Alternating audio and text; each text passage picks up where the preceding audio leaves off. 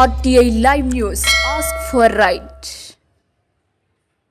ప్రతి ఒక్కరూ కనీసం 2 మొక్కలు నాటి వాటిని సంరక్షించే కార్యక్రమం కూడా చేపట్టాలి. పర్యావరణ సమతుల్యతను కాపాడి ఆక్సిజన్ ఉచితంగా పొందాలని సూచించారు. ఇటీవల కేరళ రాష్ట్రం వైనాడ్లో జరిగిన ఘటన గుర్తు చేశారు. త్వరలో వినాయక చవితి ఉత్సవాలు జరగనున్న నేపథ్యంలో అందరూ మట్టి వినాయక విగ్రహాలను వాడాలని, ప్లాస్టర్ ఆఫ్ ప్యారిస్ వలన జల కాలుష్యం ఏర్పడుతుందని తెలిపారు. జై జై గణేష, జై బోలో గణేష మహారాజ్ అని గణనాథుని పండుగ సాలూరు అతివైభవంగా జరగనున్నట్లు సాలూరు డబ్బీ వీధికి చెందిన మాజీ కౌన్సిలర్ టీడీపీ నేత Nimmadi Tirupatirao RTI live news journalist Santosh Kumar పాణిగ్రాహికి తెలిపారు. నిమ్మాది తిరుపతిరావు మాజీ కౌన్సిలర్ డబ్బీ వీధి. ముఖ్యంగా వచ్చే నెలలో వినాయక చవితి ఉత్సవాలు అందరి ఇళ్లలో జరుగుతాయి. అన్ని వీధుల్లో కూడా ఉత్సవాలు జరుగుతాయి.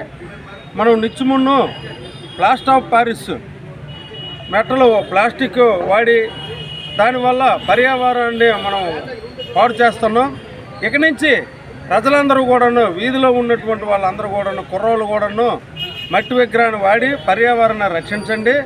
దానివల్ల మనకి చెట్లు పెరుగుతాయి. చెట్లు మనకి ఆక్సిజన్ ఇస్తుంది. ఆ చెట్లు అనేదే లేకపోతే మనం చూసాం కూడా వైనాడు కేరళలోనే చాలా విధ్వంసం జరిగి, చెట్లు అయినందువల్ల విధ్వంసం జరిగి మొత్తం చాలామంది ప్రజలు చనిపోయే పరిస్థితి ఉంది. అలాంటి పరిస్థితి రాకుండా పర్యావరణాన్ని కాపాడడానికి మట్టి విగ్రహాలు వాడి దేవుడిని పూజించాలని మరీ కోరుకుంటున్నాం. ఇంకా ప్రతి ఒక్కరూ 2 మొక్కలు నాటితే మంచిదని చెప్పండి.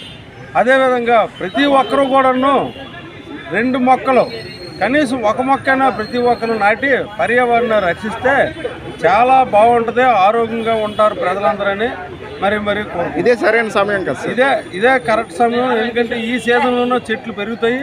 ఈ సీజన్లోనూ మనం చెట్లు వేసుకున్నట్లయితే ఎంతో పర్యావరణ రక్షించడం అవుతామని ప్రజలందరికీ విజ్ఞప్తి చేసుకుంటాం. ఓకే.